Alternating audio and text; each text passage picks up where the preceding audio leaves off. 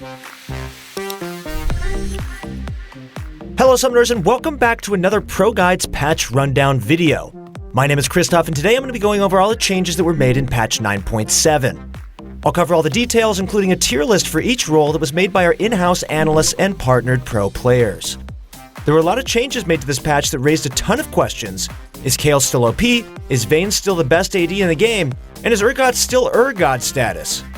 Don't worry, we got you covered and we'll answer all these questions in this video. But remember, since the patch has just hit the live server, please do keep in mind that these tier lists are purely predictions. We encourage all our viewers to comment on our tier lists and say if you agree or disagree with the specific champion placements. Also, as a reminder, there will be an updated tier list video 1 week into the patch where we'll use fresh statistics to give you guys the most accurate tier lists available. This is a big patch and there's a lot to cover, so let's get right into it. Kayle has been a powerful pick ever since her rework, and she's been dominating the top lane meta. In theory, Kayle is supposed to be a weak early game champion and an insane late game carry, but it seems that her early game just isn't weak enough. To keep Kayle in check, she'll be receiving a ton of changes this patch. Firstly, her base health regen and armor growth will be lowered by a small amount, followed by a mana cost increase to her Q. Next, her W will have its bonus movement speed reduced by a sizable amount, but will have a compensation buff on its mana cost. Lastly, her E will have its bonus magic damage lowered, but will now have an AP scaling added to the ability instead. Kayle will be lowered to our top lane A tier for patch 9.7, but we'll see if she can make her way back into the S tier in our mid-patch update. The Crabman has returned to the meta since his mini rework, and he's better than ever. Urgot is back on his God status and is receiving a few nerfs this patch to balance him out. His passive Echoing Flames will have its percentage damage lowered, followed by a damage nerf to his ultimate. Lastly, his E will have its cooldown and mana cost increased by a small amount. Urgot will remain in our A tier for patch 9.7 and will still be a great pickup for the top lane. Cho'Gath has received a buff on his E a few patches ago, but it wasn't enough to make an impact on his stance in the meta. In patch 9.7, he'll have his Q cooldown lowered by 2 seconds in order to help him trade back more often during the laning phase. Cho'Gath will be moved up to our top lane A tier this patch, so make sure to try him out. The Doctor has seen a lot of buffs in the past few patches and is receiving even more buffs this patch. His Q, Infected Cleaver, will have its damage increased by a sizable amount, followed by a buff to his E. These are huge buffs and will likely result in the Doc seeing more play in solo queue and maybe even appearing in competitive matches. Dr. Mundo will go where he pleases this patch and will be moved up to our S tier top laners this patch. For all the top lane mains out there, just remember, a grievous wounds a day keeps the Doctor away. Garen has always been a great pick for the top lane in lower elos, but has been horrifically bad in higher ones. In order to balance out his power level amongst all ranks, his W will be receiving a lot of changes this patch. The passive resistances on his W have been increased from 0.25 to 0.33 per stack, up to a maximum of 50. The cooldown on his W has also been lowered by a decent amount, followed by a small compensation nerf to its duration. These buffs are huge for Garen and will result in him seeing a lot more play in the top lane. Garen will be moved up to our A tier top laners for this patch and will be a powerful pick in the meta. Do not underestimate Garen. Rumble was on the brink of seeing more competitive play until the nerfs to Oblivion Orb pulled the rug out from underneath him. Rumble is getting a lot of love this patch and will be receiving buffs to his W and R. His W will have its movement speed increased by a decent amount, and his ultimate will have its cooldown reduced by 10 seconds in the early game and 20 in the late game. Although these buffs don't seem like much, you should never underestimate how powerful a cooldown buff can be on a champion that doesn't build CDR items early. Rumble will be moved up to our top lane A tier this patch, but might actually make the push to S tier in our mid-patch update. The top lane tier list for patch 9.7 sees a lot of changes compared to our previous one. In our S tier we have Vlad, Riven, Hecarim, Jax, and a new member, Dr. Mundo. Vladimir is still the most underrated top laner in the game right now, and you definitely should try him out in your next few games. In our A tier, we welcome a few new members who are Kayle, Cho'Gath, Rumble, and Garen. Sylas has been dropped to our B tier list due to some nerfs he received this patch. We'll go over some of the changes made to him later on in this video, so make sure to stay tuned. For patch 9.7, our analysts recommend you pick up Hecarim in the top lane, His win rate is one of the highest in the game right now, and almost no other top laners can duel him during the early to mid game. Try him out and let us know what you guys think in the comments below. Now on to the jungle. Cinderhulk has been the least popular of the 3 jungle items now due to the many nerfs it received in the past few seasons. Cinderhulk will be receiving a huge buff to its bonus damage to minions and monsters, and you should expect to see it around a lot more.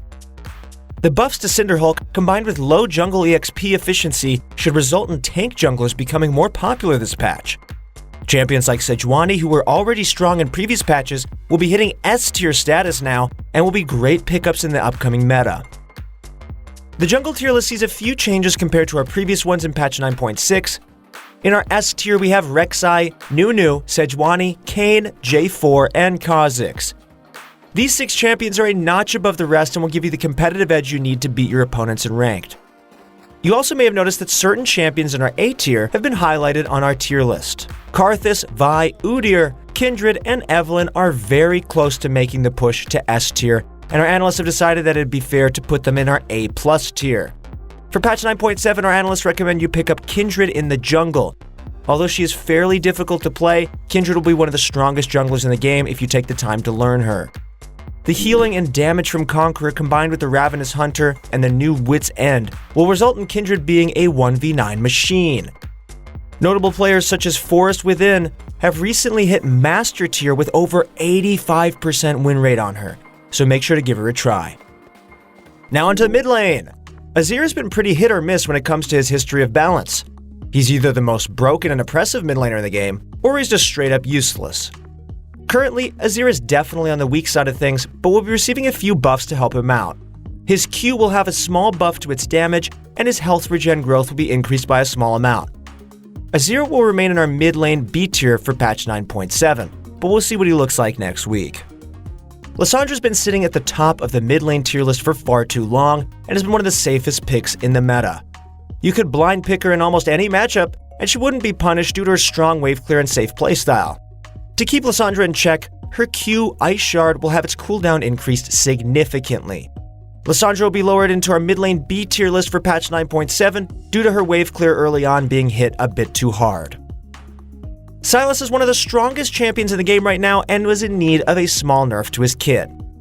Sylas's W, Kingslayer, will have its damage lowered significantly, followed by a cooldown nerf to his E. These changes are huge for him, especially since most Sylas players will only put 1 point into E during the early to mid game.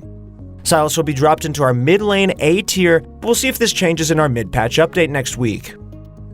The mid lane tier list sees a lot of changes compared to the one we had in our previous mid lane analysis video. In S tier we have Zed, Kassadin, Ahri, Vladimir, Taliyah, and Talon. It might come as a surprise to see Taliyah suddenly making an appearance in the S tier. Recently, most of her bad matchups in the mid lane have been nerfed heavily, which resulted in her seeing a lot more play.